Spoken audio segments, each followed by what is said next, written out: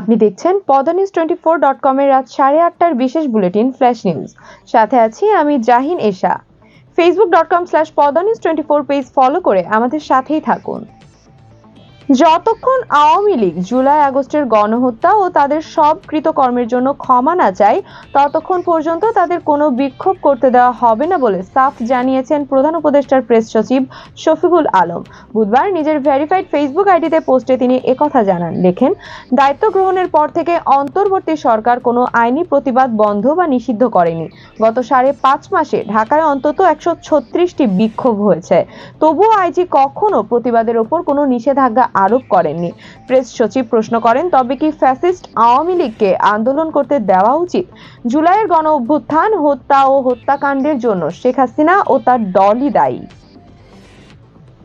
আসন্ন বিজিবি-বিএসএফ মহাপরিচালক পর্যায়ের সম্মেলনে আওয়ামী লীগ সরকারের আমলে ভারতের সঙ্গে হওয়া সব ধরনের অসম চুক্তি নিয়ে আলোচনা হবে বলে জানিয়েছেন স্বরাষ্ট্র উপদেষ্টা অবসরপ্রাপ্ত লেফটেন্যান্ট জেনারেল জাহাঙ্গীর আলম চৌধুরী। বুধবার সচিবালয়ে স্বরাষ্ট্র মন্ত্রণালয়ের সভাকক্ষে বিজিবি-বিএসএফ মহাপরিচালক পর্যায়ে সীমান্ত সম্মেলন সংক্রান্ত সংবাদ সম্মেলনে তিনি একথা বলেন। উপদেষ্টা বলেন, সীমান্তের 150 গজের মধ্যে কোনো কাজ করতে হলে দুই পক্ষেরই অনুমতি নিতে হয়। এগুলো এক পক্ষে করার নিয়ম নাই। উন্নয়নমূলকভাবে একটা মসজিদ বা মন্দির করতে হলেও দুই দেশের সম্মতি প্রয়োজন হয়। আগামীতে কিছু করতে হলে যেন তারা সম্মতি নেয়, এই বিষয়টিতে গুরুত্ব দেওয়া হবে। পরিবেশগতভাবে সংকটাপন্ন সেন্ট মার্টিন দ্বীপে ভ্রমণের শেষ সময় 31 জানুয়ারি পর্যন্ত। শনিবার থেকে কক্সবাজারের প্রবাল দ্বীপে ভ্রমণ নিষিদ্ধ। ফেব্রুয়ারি মাস থেকে জাহাজ চলাচল বন্ধ থাকবে। তখন কোনো পর্যটকের সেন্ট মার্টিন ভ্রমণে যাওয়ার সুযোগ থাকবে না। পরিবেশ মন্ত্রণালয়ের সিদ্ধান্ত অনুযায়ী 31 জানুয়ারি শেষ হচ্ছে চলতি পর্যটন মৌসুমে সেন্ট মার্টিন যাত্রা। সরকারি সিদ্ধান্ত অনুযায়ী ডিসেম্বর ও জানুয়ারি এই 2 মাস দৈনিক 2000 পর্যটক সেন্ট মার্টিন ভ্রমণ ও সেখানে রাত যাপনের সুযোগ পাচ্ছেন। ফেব্রুয়ারি মাস থেকে কোনো পর্যটকের সেন্ট মার্টিন ভ্রমণের সুযোগ পাবেন না। সেন্ট মার্টিন ইউনিয়ন পরিষদের চেয়ারম্যান মুজিবুর রহমান বলেন, এখানে সঙ্গে 10,000-এর অধিক মানুষের জীবিকা পর্যটনের উপর নির্ভর করে। জাহাজ চলাচল ফেব্রুয়ারি পর্যন্ত বাড়ানো গেলে বাসিন্দাদের উপকার হতো। স্বাধীনতা যুদ্ধ ও জুলাই গণ অভ্যুত্থান কি এক? সে প্রশ্ন ছুড়ে দিয়েছেন বিএনপির স্থায়ী কমিটির সদস্য সালাউদ্দিন আহমদ।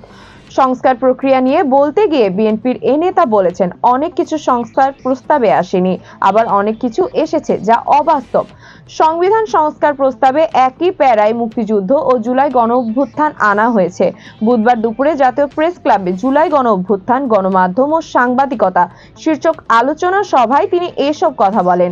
সালাউদ্দিন বলেন, অন্তর্বর্তী সরকারকে রাজনৈতিক পথে আনতে বেশ কিছু উদ্যোগ নেবে বিএনপি। সেটাকে আন্দোলনও বলতে পারেন, সমালোচনাও বলতে পারেন।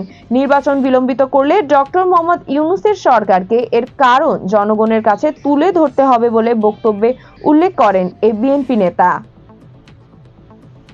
ঢাকার আদালতের সাবেক প্রধানমন্ত্রী শেখ হাসিনার বেসরকারি শিল্প ও বাণিজ্য বিষয়ক উপদেষ্টা সালমান এফ রহমানের আইনজীবীদের বিরুদ্ধে একাধিক জাতীয় সংবাদপত্রের সাংবাদিকদের হেনস্থার অভিযোগ উঠেছে। বুধবার সকালে গ্রেফতার ও রিমান্ড শুনানির জন্য সালমান এফ রহমান সহ সাবেক মন্ত্রী, মেয়র, এমপি সহ কয়েকজন আসামিকে কারাগার থেকে আদালতে নেওয়া হয়।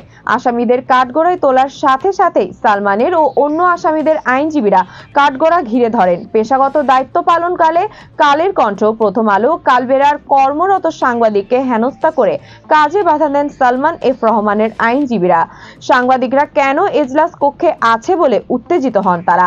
এরপর ছবি ও ভিডিও করার অভিযোগ তুলে হেনস্থার চেষ্টা করে এজলাস কক্ষে বিশৃঙ্খলা করেন সালমান এফ রহমানের 10-15 জন আইনজীবী।